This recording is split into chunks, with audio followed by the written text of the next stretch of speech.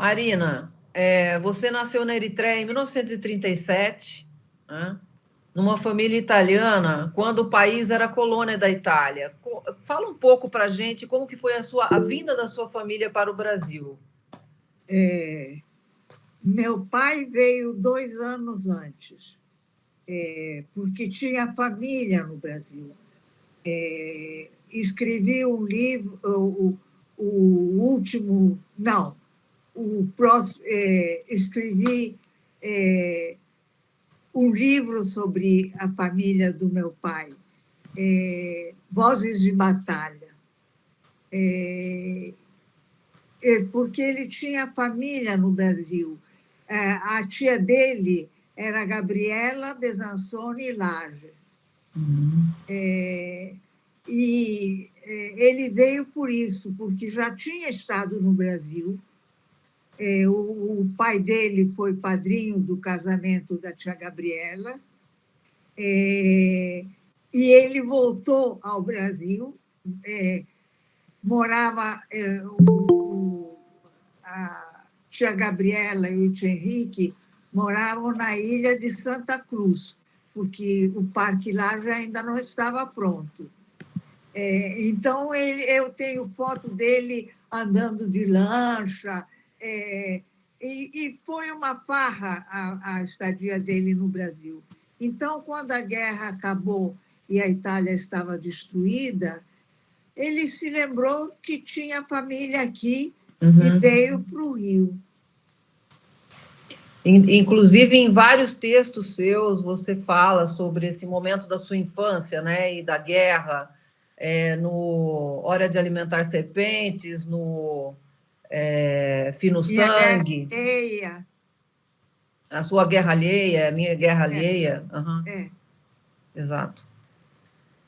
Marina, você tem uma formação de artista plástica, especialista em gravura em metal. Como foi a descoberta da escritura, né? Do ato de escrever um texto que é um texto considerado literário? Você passou como de uma arte para outra? Foi simultâneo? Foi depois da descoberta das artes plásticas? Foi antes? E como que você entende a ligação entre as artes? Foi por acaso que eu passei de uma coisa para outra. Eu comecei pintando, pintei com 14 anos na professora Catarina Baratelli, uma italiana. E depois passei para a EMBA, Escola Nacional de Belas Artes. E fui aluna de muita gente. Mas eu tinha um desejo de independência. E, para ser independente, eu precisava ganhar dinheiro. Então, Milor Fernandes e Lenquer me facilitaram a entrada no Jornal do Brasil, como repórter, primeira repórter do Caderno B. Olha só que bacana. E foi assim que você passou de uma para outra? Foi. Fiz uma ponte, continuei gravando, mas depois desisti, porque era muito difícil a gravura, é muito complicado, tem que ter poça de bacia de ácido, tem que ter prensa. Trouxe a prensa para esse apartamento e me disseram que furaria o apartamento, desabaria o apartamento. Então, desisti da prensa. E como que você vê a ligação entre a pintura, essas artes, as artes plásticas e a literatura?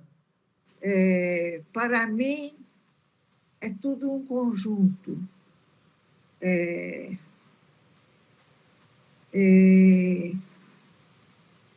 É um conjunto homogêneo para mim, porque eu ilustro os meus textos, os meus contos de fadas, sobretudo. Para mim, eu tento fazer um conjunto homogêneo, eu tento ser, pessoalmente, um conjunto homogêneo. Uhum. E você, Marina, escreve vários tipos de textos, e você se expressa em diversos gêneros literários. Na prosa, com os contos, com as crônicas, os romances, e na poesia, com poemas brilhantes, né? Você tem um gênero preferido? A sua personalidade... Não? Eu só ficava nele. Como os romancistas só ficam no romance. Aliás, eu li hoje... Não, eu li na semana passada um livro de Moravia, poeta italiano, prêmio Nobel, que de que eu não gostei. Eu gosto muito das poesias dele, mas desse livro eu não gostei. Ou seja, que você acha que ele é melhor poeta que romancista. Ele devia ter ficado na poesia. Você se sente à vontade em todos eles? Sim, sim. Eu não escrevo romances, escrevo contos, mini-contos, poesia infantil, poesia adulta, contos maravilhosos. Contos maravilhosos é como os técnicos chamam contos de fadas. Não escrevo contos maravilhosos, escrevo... não estou me gabando. E acho que é tudo um conjunto. Ilustro meus contos, meus livros infantis, faço as capas dos meus livros adultos, muitas vezes faço as capas. E eu me sinto uma pessoa completa. A gente percebe isso quando a gente lê você. Marina, você tem uma obra premiada muitas vezes, né? E tornou-se mais conhecida por seus livros de literatura infantil e também de temáticas femininas. O processo de escritura de um texto para crianças difere em quê para o escritor? Se é que ele difere em alguma coisa. Os contos maravilhosos não diferem em nada. Atravessam qualquer idade, são legíveis para qualquer idade.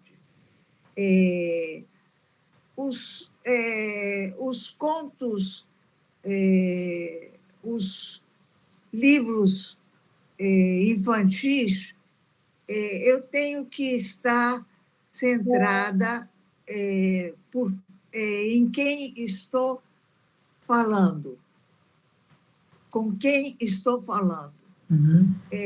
Tem palavras que as crianças não conhecem, mas eu não facilito a compreensão. Uma vez, um adulto me perguntou por que os meus contos sempre têm finais infelizes. Eu não gosto de finais felizes. Os meus contos maravilhosos, eu não gosto de finais felizes, porque é muito Hollywood, é muito filme antigo, que tinha sempre um final feliz, casamentos, e é muito novela. Na novela, acaba tudo com casamento, com casamentos diversos, fechando todos os fins. Eu não gosto de fechar os fins, eu gosto de fins abertos para o leitor imaginar o que ele quer como fim. Sobretudo, sobretudo nos contos maravilhosos.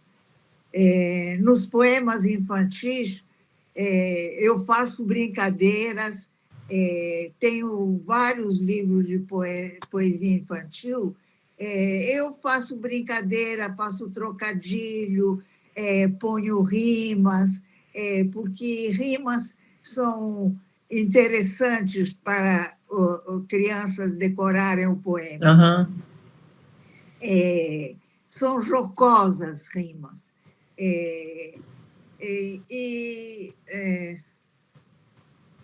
Tenho 2 livros de poesia infantil, classificados e nem tanto, e mais classificados e nem tanto.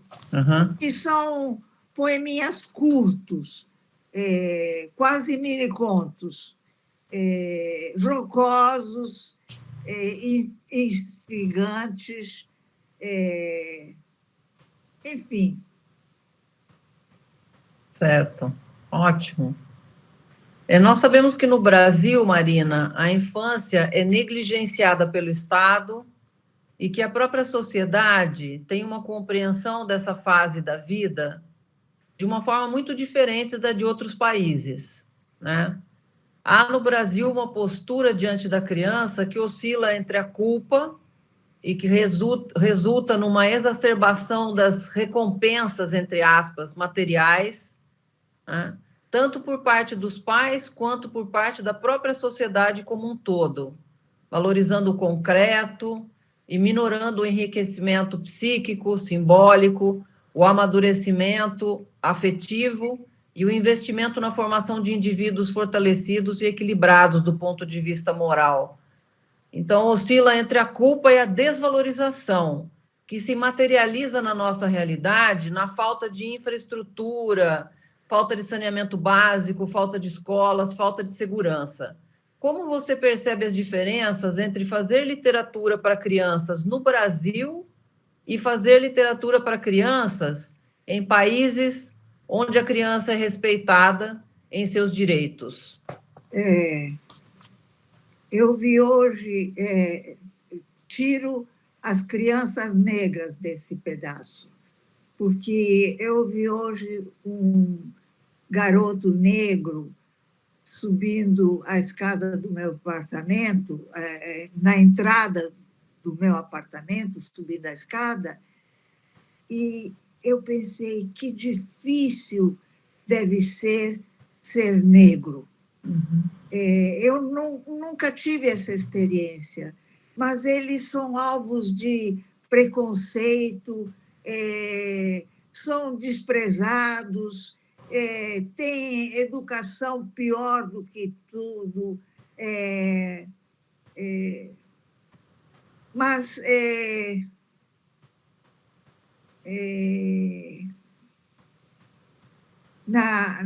nos livros, eu acho a maioria dos livros ensinosos, ou seja, que visam ensinar as crianças, como se fossem livros de autoajuda. Eu não faço livros ensinosos. Ainda bem. Sempre tem uma mensagem moral, politicamente correta,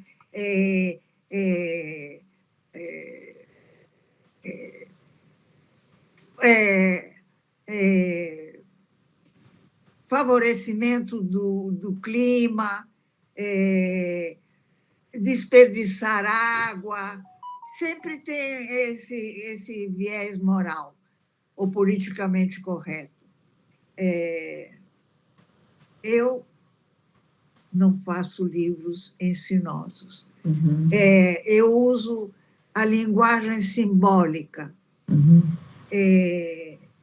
A linguagem simbólica não é muito usada nos livros de crianças, mas eu acho que a linguagem simbólica chega mais dentro do ser da criança, chega mais perto da alma da criança, chega mais perto do raciocínio da criança. Os símbolos têm vários significados.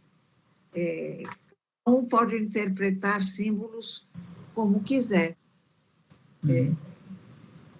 Você interpreta símbolos de um jeito, eu escrevo de outro jeito. Interpreto e escrevo de outro jeito. Eu acho que os símbolos tocam o coração da criança. Marina, os seus livros para crianças são belíssimos, né? Você é uma das minhas escritoras favoritas, tanto de qualquer tipo de texto literário. Do texto às ilustrações, o leitor sente que você se colocou inteira ali. Como e quando, se é que foi assim, você decidiu escrever contos maravilhosos, né? Que você já disse, são conhecidos como contos de fadas. Numa entrevista, você diz que eles é que escolheram você. Por quê? Eu ia fazer uma transcrição da Branca de Neve, não, uma transcrição da Bela Adormecida, e quando vi, tinha escrito um conto que se chama Sete e Mais Sete. Uhum. Eu tinha entrado na caverna de Alibabá, mas não sabia a palavra mágica que me daria acesso novamente a essa caverna cheia de tesouros. Eu queria ficar na caverna, mas não tinha a chave. Quebrei muito a cara procurando essa chave. E, afinal, consegui achar. A palavra é emoção. Eu tenho que botar emoção nos contos maravilhosos ou nos contos infantis. Entendi. É a emoção que me move. Não é o raciocínio. Eu anoto frases que me comovem, anoto e jogo numa caixa, e quando eu vou escrever um livro de contos maravilhosos, acesso os papeizinhos que estão na caixa e procuro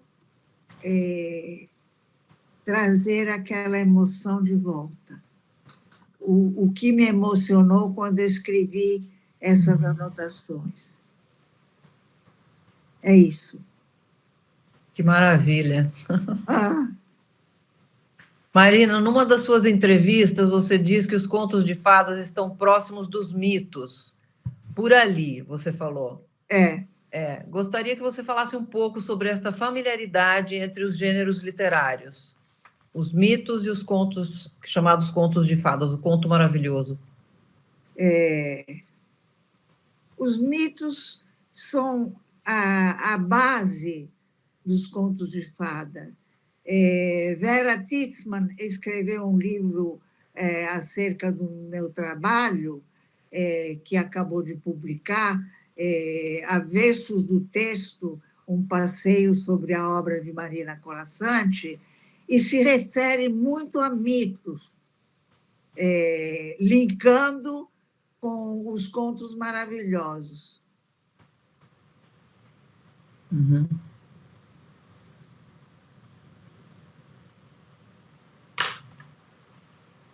Marina, como você entende a expressão bastante corrente atualmente, menos princesas, mais cientistas, que pretende que os contos de fadas representam a mulher como submissa e passiva, sendo um tipo de texto, entre aspas, reacionário? As mulheres nos meus contos de fada não são nada passivas, não estou esperando o príncipe encantado buscá-la a cavalo. A moça tecelã é um conto de uma mulher que tece o seu parceiro e destece quando ele não lhe serve mais, quando ele a obriga a tecer. É um conto basicamente feminista. Eu não faço contos feministas, mas eu trabalhava na Nova e lidava com muito feminismo. E me contaminou esse feminismo quando eu escrevi A Moça Tecelã. É um dos seus contos mais famosos, aliás. É. Lindíssimo. Marina, no Ana Z, Aonde Vai Você? História que tem por tema o autodescobrimento de uma menina, o autoconhecimento, né? As diferenças de culturas, a beleza da cultura tuareg, as paisagens insólitas do deserto. A sua experiência pessoal de ter nascido na África inspirou esse livro? Qual a Não, sua relação com as culturas não, africanas? eu fiz esse livro porque eu não tinha lido nenhuma história de menina na infância, em que a menina fosse a heroína. Tinha lido Tom Sawyer, Huckleberry Finn, Robinson Crusoe, mas nenhuma menina era herói. E eu decidi fazer uma menina heroína do Forte, relato. né? E decidi mandá-la para o deserto. Não sei se. Eu nunca estive no deserto, mas quando aterrissei em Dakar,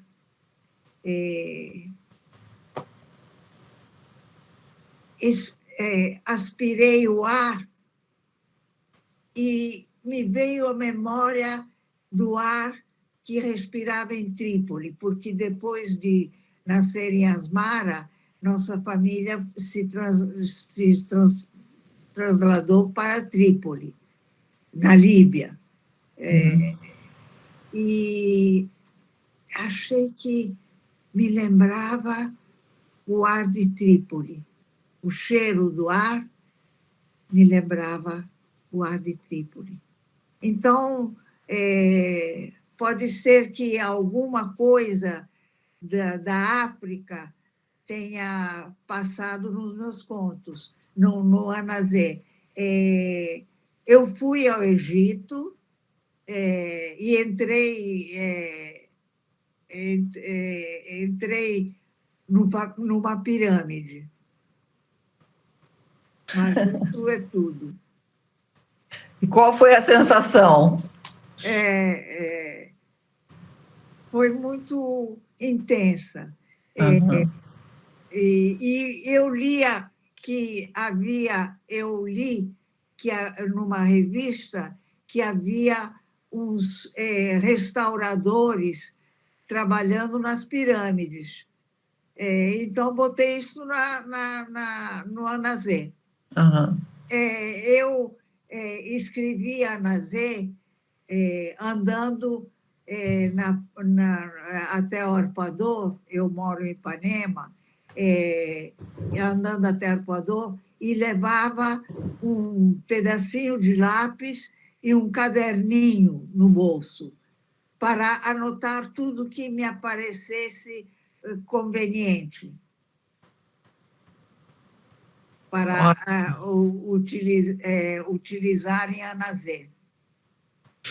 A Nazé foi um múltiplo e não era sonho como a Lewis Carroll, Alice no País das Maravilhas, porque a Nazé cresce durante a viagem. Uhum.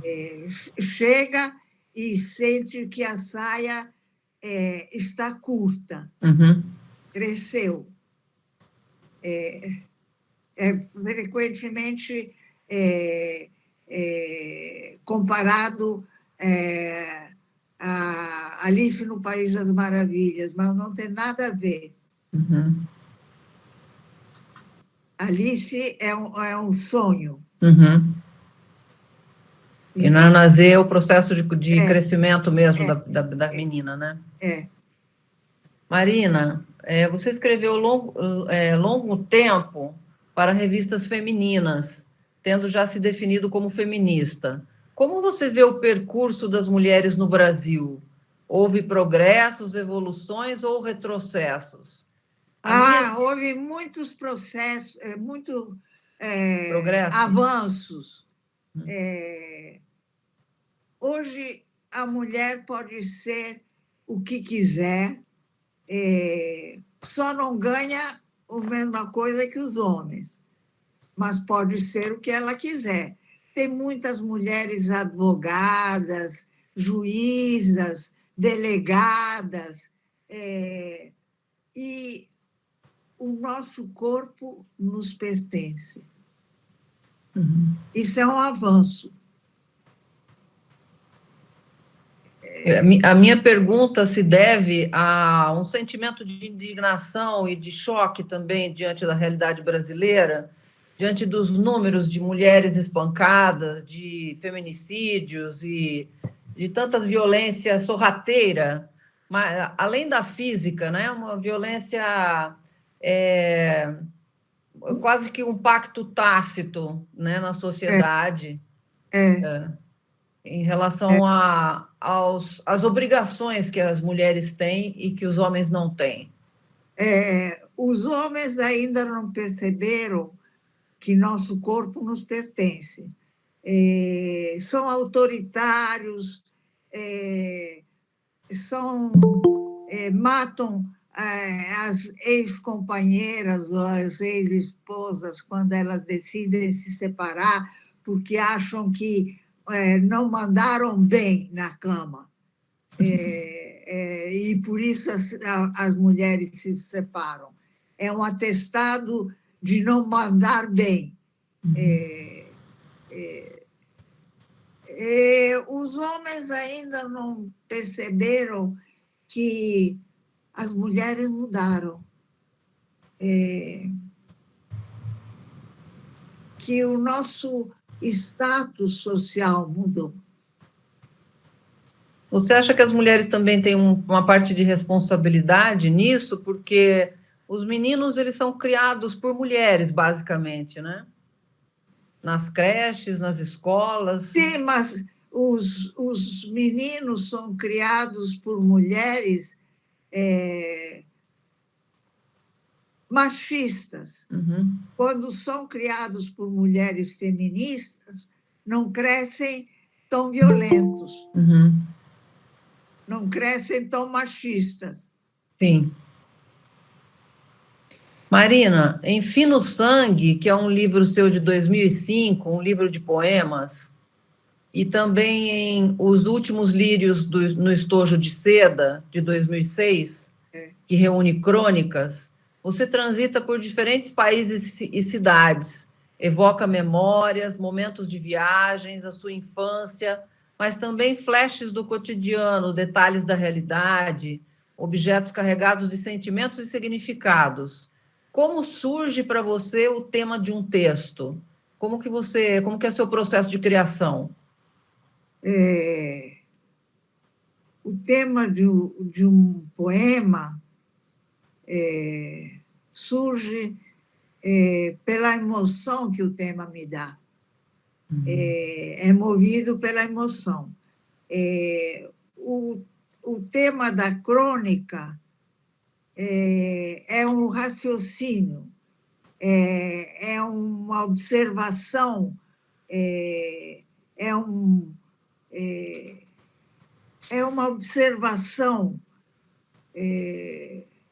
porque eu sou muito curiosa. Então, são temas, são buscas diferentes de temas. O poema é movido pela emoção. Quando faço um poema de viagens, é porque eu sou uma viajante autônoma, uma viajante funcional, uma viajante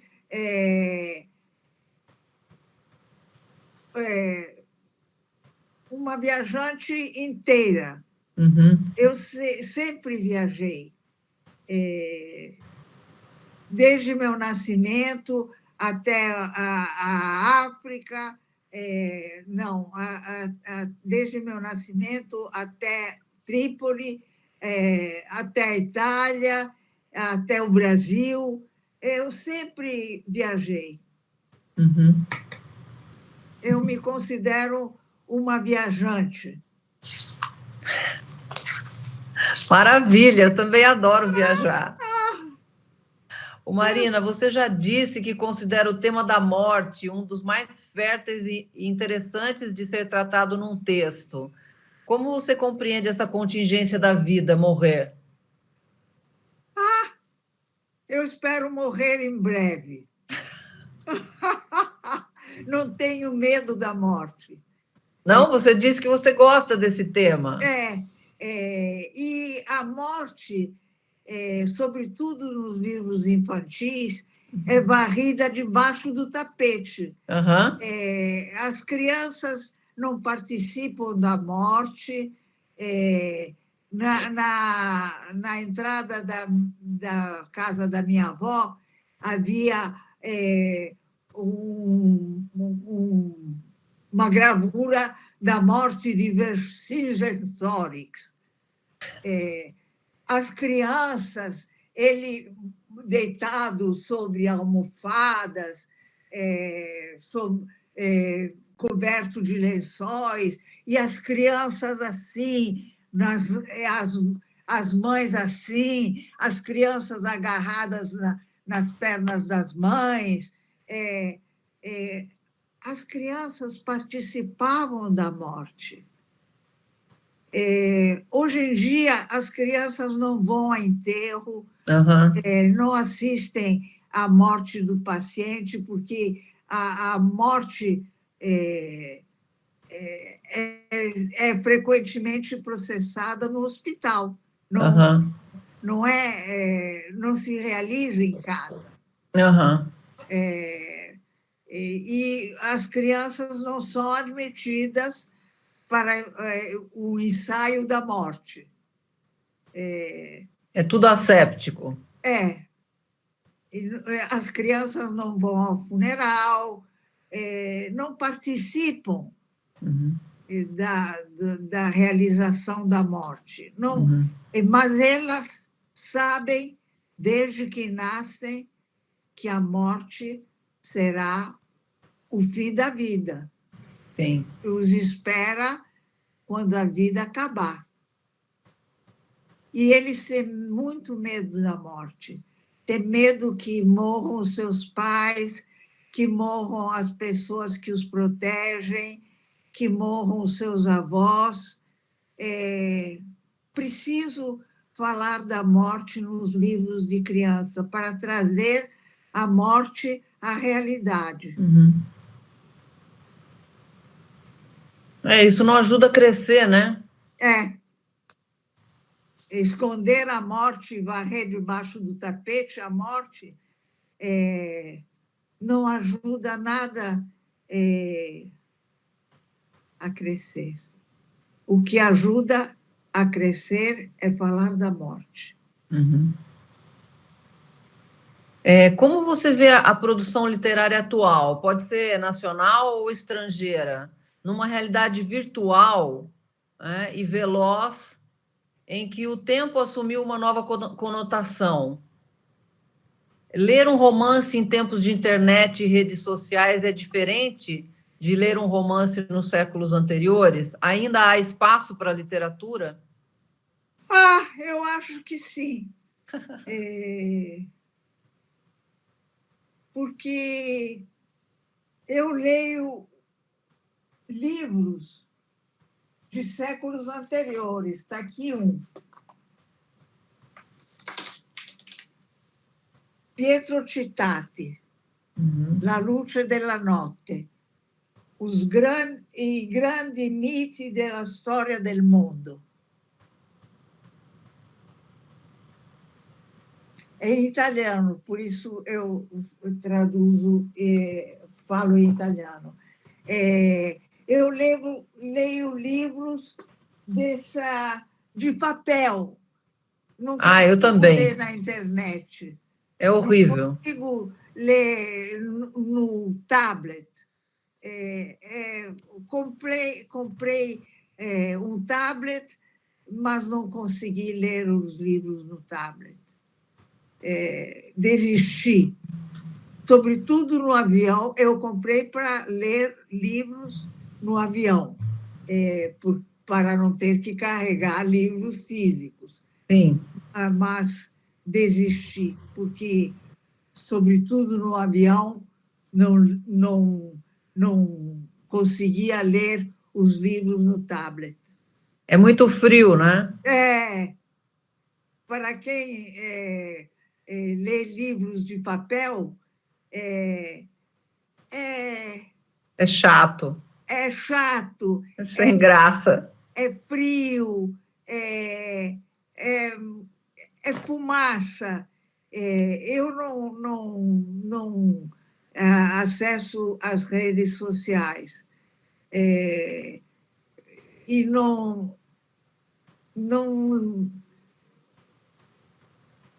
leio nas redes sociais. Não transito nas redes sociais e, portanto, não tenho informação suficiente, mas leio o jornal todos os dias. A minha parte da manhã é ocupada lendo jornal.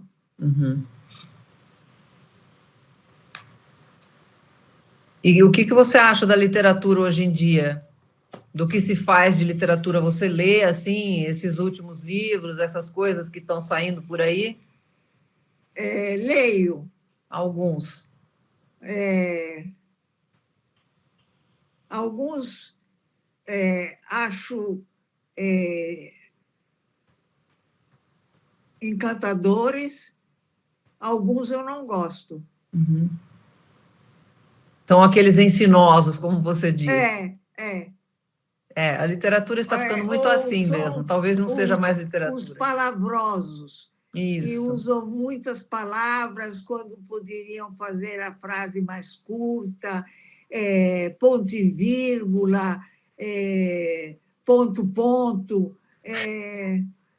São os palavrosos. Você sabe, Marina, que hoje em dia os professores eles se batem nas escolas e até mesmo nos cursos superiores de letras para ter mais espaço para a literatura, né?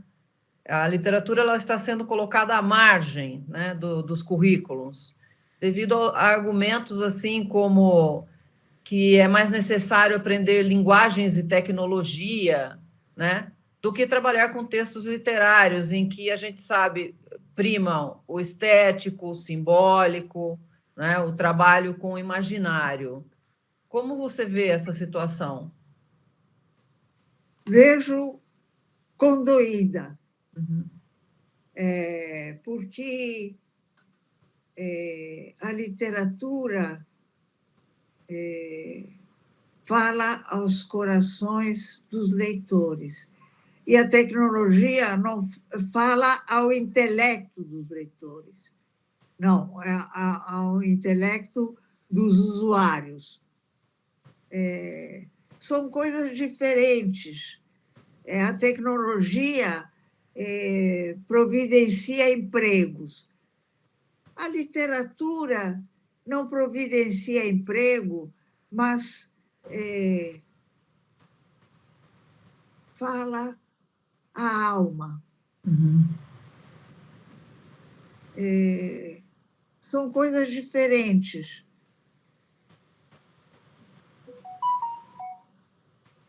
Marina, eu acho que agora o pessoal vai querer fazer algumas perguntas. Eu não sei aqui se a Diná pode me ajudar. Morgana, posso sim, Ana. A Morgana levantou a mão. Eu acho que como a gente não está no webinário, isso, fica mais fácil para as pessoas que quiserem fazer pelo chat, a gente lê. Se quiserem fazer vocalmente, é só abrir o som, tá? Tá bom. Prefiro vocalmente. Tá bom. Boa noite, Sempre Marina. gosto da voz, de escutar a voz das pessoas. Então fica o convite, gente. Vamos fazer as perguntas para a Marina diretamente, tá bom? Então, acho que é a Morgana, né, que começou. Pode falar, Morgana. É Morgana, depois a Kátia. Isso.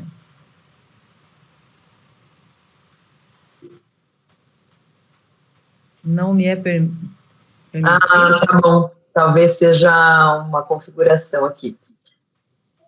A gente já resolve, tá? Só um instantinho. Então, você tem mais alguma pergunta, Ana? Eu vou resolver aqui rapidinho. Não, acho que é isso. Eu queria agradecer a Marina pela entrevista, mas vou agradecer no final, depois que fizerem as perguntas.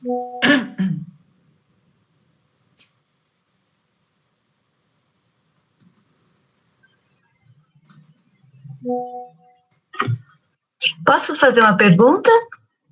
Pode, Rose. Vamos lá, depois a gente vai Você tem nome a parte da Morgana. Você, Morgana, tem nome de fada. Eu sou a Rose. Então, Marina, boa noite. É um prazer tê-la e sempre escutá-la. E devido à sua enorme experiência, sua vivência, e por tudo isso que você nos fala, da emoção, porque isso é uma coisa que nos toca, e a mim como artista principalmente, qual conselho você daria para as mulheres hoje? Se você tivesse que dar um último conselho para uma mulher. Seja quem você é. Linda. Obrigada. Eu posso fazer a minha pergunta agora? Tá bom. Pode, Morgana. Obrigada. Marina, nós já nos vimos algumas vezes. Você não se lembra de mim, mas provavelmente eu sou a maluca Tiete, que aparece em todo evento que você está aqui no Distrito Federal, em Goiás. Eu vou atrás de você. Fui aluna da professora Vera Titzman, que você citou agora, uma querida. Primeira coisa, é um privilégio falar contigo. Eu agradeço a generosidade de abrirem o microfone para a gente, porque eu tenho o privilégio de falar com você diretamente. Obrigada. E eu gostaria de falar especialmente sobre Entre a Espada e a Rosa, que é... Desculpa, eu fiquei um pouco emocionada.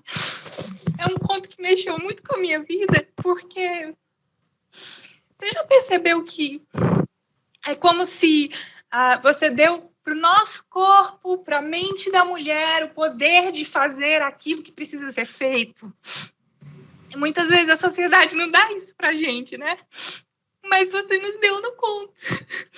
Então, eu queria saber como é que foi, como esse conto nasceu, porque ele é um conto no qual ela pensa e ela precisa e ela tem tanta vontade que ela dorme e do corpo dela brota, ela dorme e o corpo dela tece. Então, é muito especial esse conto. Eu queria saber se ele nasceu de algum lugar, de alguma inspiração, ou se simplesmente você sentou-se e escreveu. Nunca sento e escrevo. A imaginação, eu hesito em dizer a inspiração, porque inspiração é para os deuses, a imaginação vem de lugares diversos.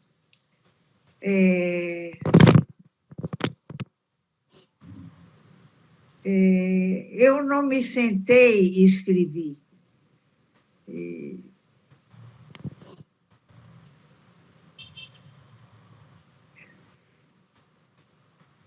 A imaginação vem de vários lugares.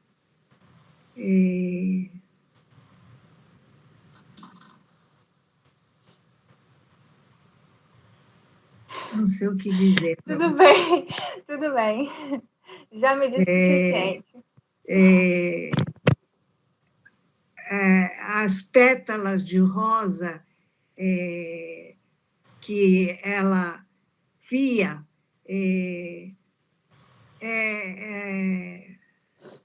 a couraça que ela veste é uma mulher empoderada. Exatamente, é exatamente isso. E, ao final, ela desce da escada para encontrar um amado de traje vermelho. Uhum. É uma imagem... belíssima. O vermelho é uma cor de... poder. Vermelho é uma cor de mulher empoderada. Só mulheres empoderadas é que vestem vermelho. Muito obrigada. Foi um privilégio falar com você. E seus contos ficam em mim como tatuagem. É uma vez para sempre. Tchau. Obrigada, Morgana. Kátia, você quer fazer a pergunta?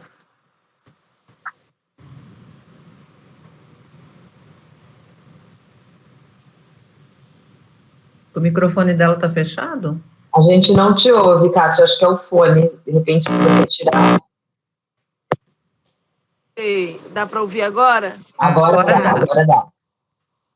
Oi, Marina, tudo bem? Eu queria dizer que, primeiramente, que eu estou assim, muito emocionada e eu fiquei um pouco com medo, porque a vez que você foi num colégio Miraflores, choveu a beça, não pôde sair de casa em Niterói, né?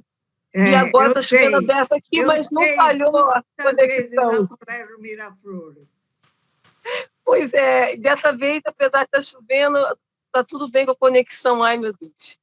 Queria primeiramente dizer que, assim, que eu gosto muito todos os seus textos.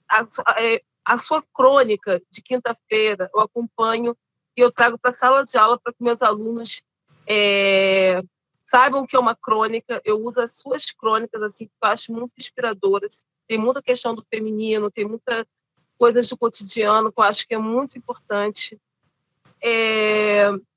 Um conto seu, Uma Concha à Beira-Mar, é assim, inexplicável. Como você consegue escrever de uma maneira que parece que as coisas acontecem? Some o narrador, sabe? Uma coisa assim, torna tudo muito plástico. Um Verde Vale também, daquele 12 Reis e a Moça do Labirinto do Vento.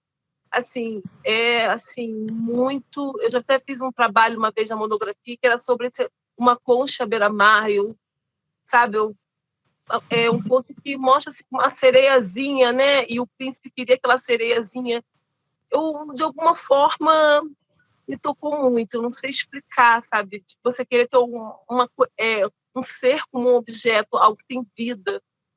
Eu achei esse conto muito emocionante e eu queria fazer uma pergunta que, assim, se a senhora tem alguma influência de Anderson, você falou que gosta de histórias, contos maravilhosos com final triste, e eu acho, de alguma forma, ele no caso dinamarquês, ele também faz contos maravilhosos, eu adoro também a história dele, e ele, por exemplo, tem uma que é A Pequena Vendedora de Fósforo, que tem um final meio triste, mas ao mesmo tempo faz a gente amadurecer. Eu queria saber se a senhora tem alguma influência dele. Essa é a minha pergunta. Muito obrigada por estar aqui e, poxa, fazer essa noite ficar muito alegre. Em mim, os contos maravilhosos acontecem. Quando eu estou escrevendo os contos maravilhosos, acontecem dentro de mim. Na minha cabeça, acontecem. Eu estou rodeada do espaço do conto maravilhoso. Eu trabalho muito com sereia. Deve ser porque eu li Ulisses, adaptado para criança, quando eu tinha 6 para 7 anos. E eu gosto muito de sereia. Eu fiz um mini conto de sereia que o patrão da sereia mergulhava ela numa banheira. Não, ela ficava numa banheira cheia d'água e ele levava à praia com uma coleira. E deixava dentro do carro para que ela não se atrevesse a ir para o mar. E ela chorava vendo o mar.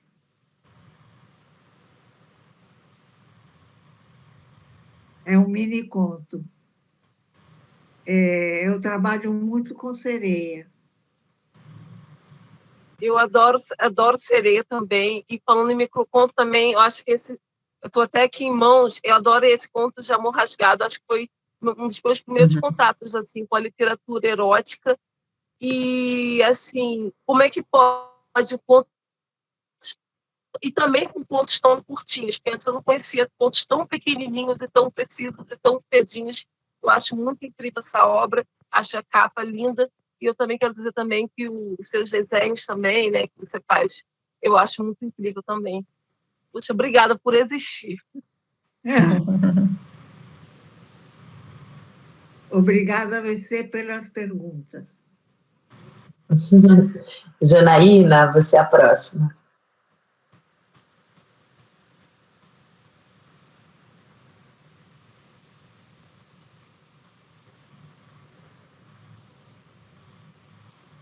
Está com o microfone fechado. Muda, Janaína. Às vezes é o fone. Agora você está me ouvindo. Marina, eu só queria te agradecer pelos seus textos, porque são muito poderosos, especialmente para nós, mulheres. E eu queria fazer um comentário com você, que eu sou atriz aqui em São Paulo, e alguns anos atrás eu fiz uma leitura da Moça Tecelã para mulheres em situação de violência. E no final da apresentação, no final da leitura, essas mulheres olharam para mim e perguntaram assim, puxa, será que a gente não tem, como é que a gente poderia ter esse tear? Foi muito poderoso elas perceberem naquele momento em que elas podiam, de alguma forma... Destecer o companheiro. Destecer o companheiro, destecer o que era horrível na vida delas. Então... essa história, a Moça Tecelã, me acompanha há anos, eu acho poderosíssima. Todos os seus textos são muito fortes, mas esse acho que cala fundo na gente e nas mulheres, e foi uma experiência muito forte para mim ter ouvido dessas mulheres que elas estavam descobrindo o poder do tear delas. Então, muito obrigada. Obrigada a você. Obrigada, Jana. Não sei se eu vou falar o nome certo. Carone. Boa noite, gente. Boa noite, Maria. Então, primeiramente, eu queria dizer que eu estou extremamente emocionada. Também me sinto muito privilegiada, como a Morgana falou, por estar podendo dizer isso para ti, que eu sou uma grande admiradora. E... Eu queria te dizer que eu sinto essa conexão com os teus textos, com os teus contos, essa conexão de alma, essa coisa extrafísica. E eu queria relatar que durante a pandemia eu tive um processo muito interessante com a procura de um reflexo, porque durante todo o tempo da pandemia, a gente estava trancada na gruta, né? E tentando não se perder da gente mesma. Então, de nós mesmos, né? Então, me tocou profundamente. Eu acabei fazendo uma performance também sobre isso, que é a ideia de viver, né? Esse simbolismo no corpo. E foi muito especial para mim. E, inclusive, também queria colocar uma curiosidade, que hoje eu estava falando com a minha colega de trabalho, que eu sou artista, mas trabalho com tecnologia, né? Porque eu preciso sobreviver e não consigo fazer isso com a arte. E eu falei para ela, Gi, eu acredito que existem duas coisas que são muito diferentes.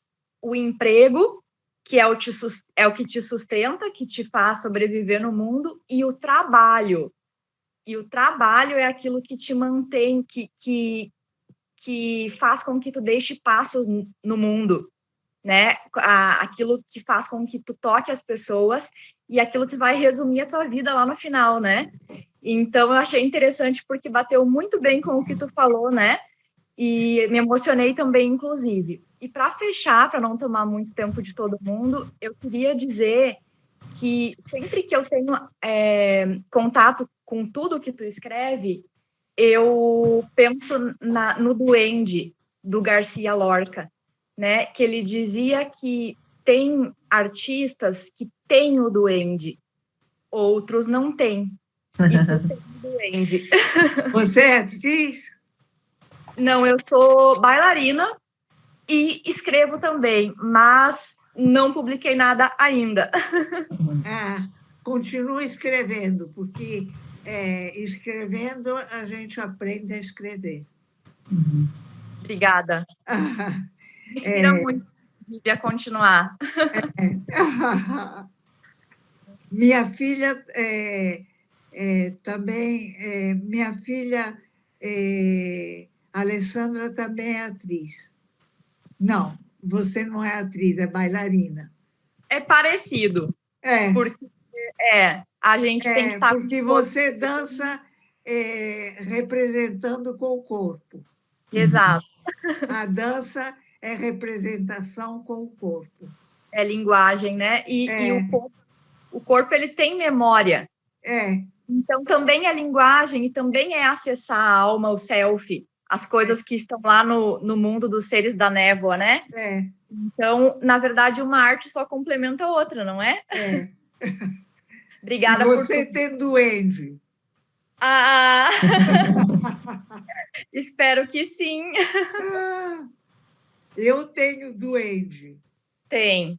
Toca a alma das pessoas, arrepia os pelinhos do braço e fala no nosso coração aquilo que a gente precisa saber, né? Que às vezes a gente tenta esconder, mas tá lá, né? E aí tu, de algum jeito, consegue chegar nesse pontinho muito minúsculo, né? E, então, isso é incrível, é especial. Obrigada. Obrigada, gente. Obrigada, Marina.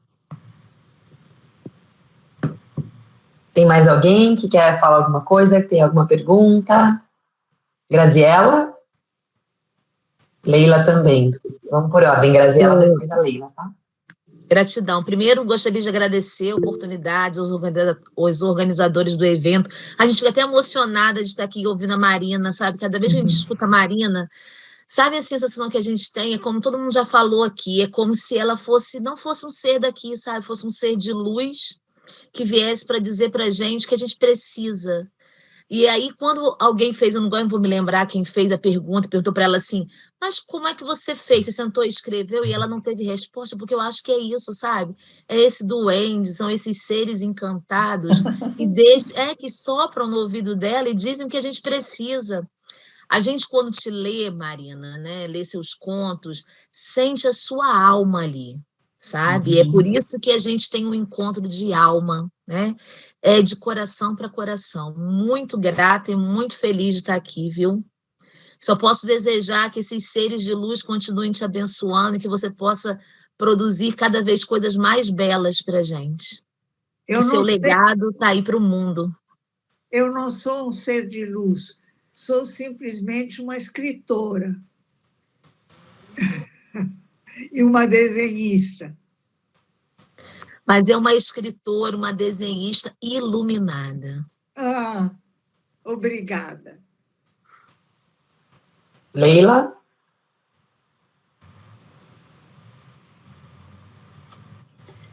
Marina Colaçante, nem acredito que eu estou dentro da mesma sala virtual contigo, extremamente emocionada. Moro em Canoas, no Rio Grande do Sul. A nossa distância, além de ser geográfica, é cultural também. Eu sou atriz, já sou da maturidade, sou uma atriz idosa, sou uma artista idosa da cidade de Canoas, trabalho com contação de histórias, escrevo.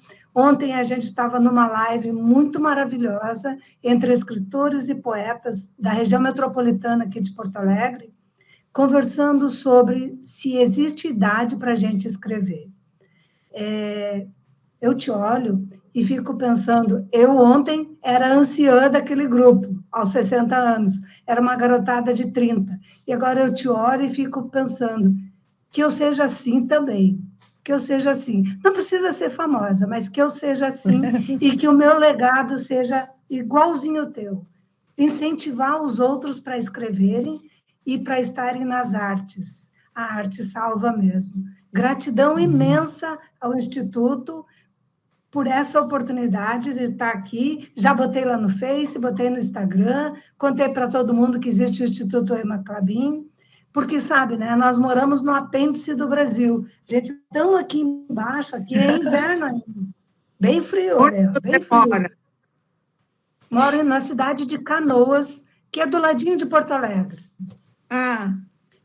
E é uma cidade ativa, culturalmente muito desenvolvida, é uma cidade industrial, mas muita arte, muita arte. É um privilégio, eu precisava dizer que eu queria agradecer. E essas meninas todas. Em frente, né, gente? A gente está... É a arte que salva, é a escrita que salva. Marina, uma única perguntinha.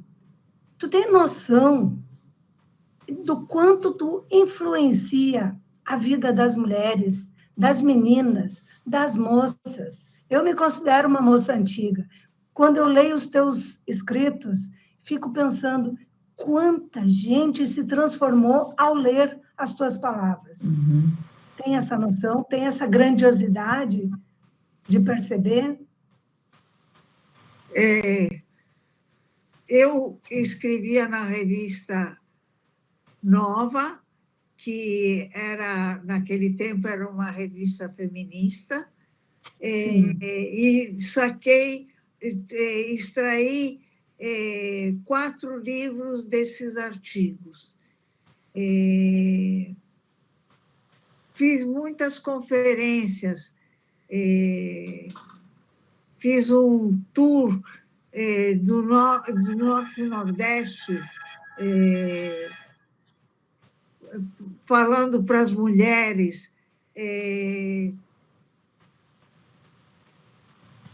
Era a sala, o auditório era cheio de mulheres.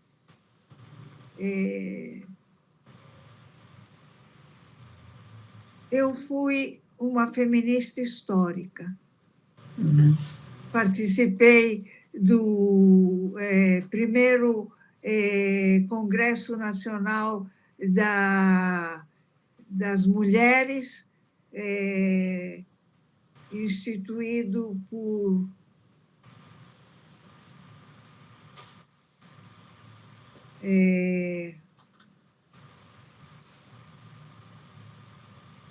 não me lembro. Não faz mal, e eu também não quero te cansar. Estou muito feliz, estou muito emocionada. A Morgana ali que ficou chorando, e eu fiquei pensando, que coisa linda, né? A vida é aqui e agora mesmo, e cheia de sonhos, e duendes, e sereias, e etc. Né? Parabéns, gente. Muita, muita, muita gratidão por ter participado desse encontro. Obrigada. Obrigada pela Obrigada, Leila. Bom, acho Mas alguém gostaria de falar? Acho que a gente já encerrou a participação. Na sala. Cadê esse homem? Tinha um homem na sala. Era o Godinho. Onde está esse homem? Está aqui, ó, Henrique Godinho. Mas tinha mais um, eu acho. Tinha mais um. Mas agora não vamos capturá-lo. Ana, antes de passar a palavra para você, só vou dar 2 avisos, tá bom? Tá bom.